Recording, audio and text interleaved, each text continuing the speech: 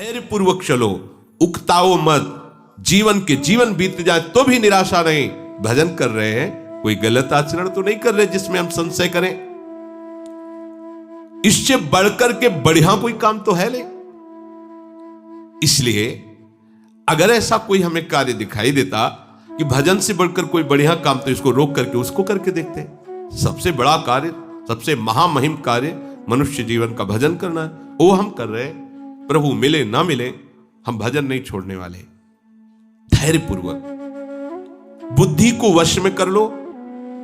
इस बात के लिए तुम्हें कभी वो विचलित न करे कि मुझे शांति नहीं मिली, आनंद नहीं मिला, भगवत साक्षात्कार नहीं हुआ, दिव्य स्वप्न नहीं आते, दिव्य महापुरुषों का संभाषण नहीं मिला, अभी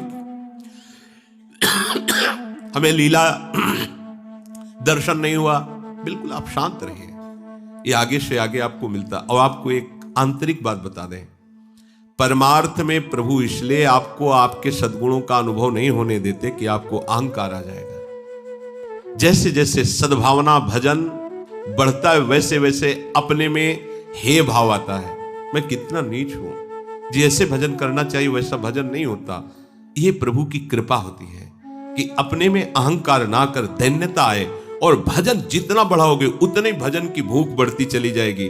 कभी आपको ऐसा नहीं आएगा कि मैं बहुत भजन करता हूं। जब आपको बात आएगी तो हृदय से आएगा कि जैसा भजन होना चाहिए वैसा नहीं होता। यह सच्चे भजनानंदी का लक्षण है। उसका हृदय बोलेगा चल रहा है, बस एक क्रिया मात्र चल रही, जैसा होना चाहिए वैसा नहीं हो रहा, क्योंकि उसके सामने वो महापुरुष हैं जो प्रेम रस में डूबे हुए, देख रहा है उनकी स्थिति को, तो उसको अपनी स्थिति बहुत लघु लग रही है। प्रभु अहंकार अपने जनों में नहीं आने देते। संसार का महत्व हट रहा है, प्रभु का भजन बढ़ रहा है, यही हमारा परम लाभ है, परम सिद्धि है। तो शनै शनै रूपर में तो धीरे धीरे तुम विषयों को छोड़ो। शनै शनै क्यों कह रहे? जैसे सेवक जी कह रहे, सहित सहित बाढ़ है भगति।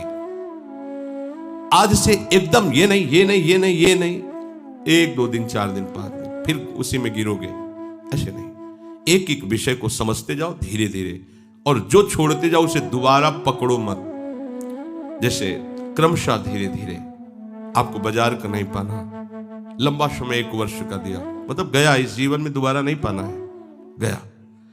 यह हम उन उपासकों को कह रहे हैं जिन्होंने भगवत प्राप्ति का दृढ़ निश्चय करना है या कर चुके हैं, जो सीधे लक्ष्य बना चुके हैं इसी जन्म में भगवत प्राप्ति। अब आपको 2 टाइम ही केवल भोजन करना है, एक 11 से 12 के बीच में, और एक 8 से 9 के बीच में, बस। फिर नहीं लेना, कुछ नहीं लेना। ये रसेंद्री का संयम प्रारंभ हुआ।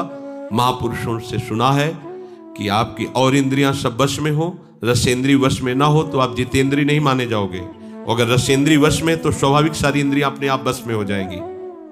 वनवासी को रसेंद्री पर विशेष अधिकार कर लेना चाहिए।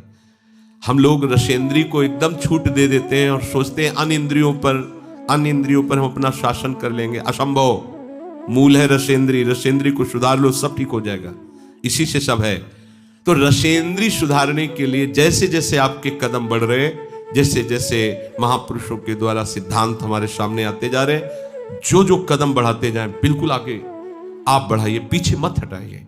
कोई भी परेशानी है, 1 हफ्ता 10 दिन, बस औषधियों के द्वारा उसे क्रॉस कीजिए, उस समय को खत्म। इसके बाद आपको वो, अगर आप कमजोर हैं तो फिर आप बार बार गिरेंगे, फिर बात नहीं बनेगी। एक बार आपने शासन किया इंद्रिय पर, बस चढ़ते चले जाओ।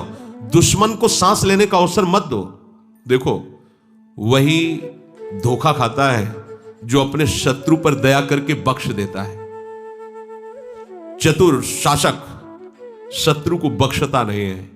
जो इंद्रियां हमें अनंत जन्मों से हमारे प्रीतम से विमुख रखकर हमारा नाश करती रही हैं, आज गुरु कृपा से उन पर शासन करने का हमें अवसर मिला है। दुश्मन नीचे दब चुका है, आप ऊपर से उसको छोड़िएगा नहीं, आप चढ़े बैठे रहिए जब तक उसकी दम न निकल जाए। फिर बात हो जाए, उसकी दम निकल गई तो अब हमारी दम रहेगी। अब हम अपनी दम से चलेंगे प्रभु की तरह। इंद्रियों की दम निकल जाना, मन की दम निकल जाना, विषयों के प्रति आकर्षण नष्ट हो जाना, मन मरा अर्थात विषयों की स्फुरना ही बंद हो गई। ये करना ही है। ये नहीं कि बस अब कुछ दिन की और बात है, फिर नहीं, अब ये जन्म के जितने भी हमारे अंदर दोष हैं, ढूंढ ढूंढ करके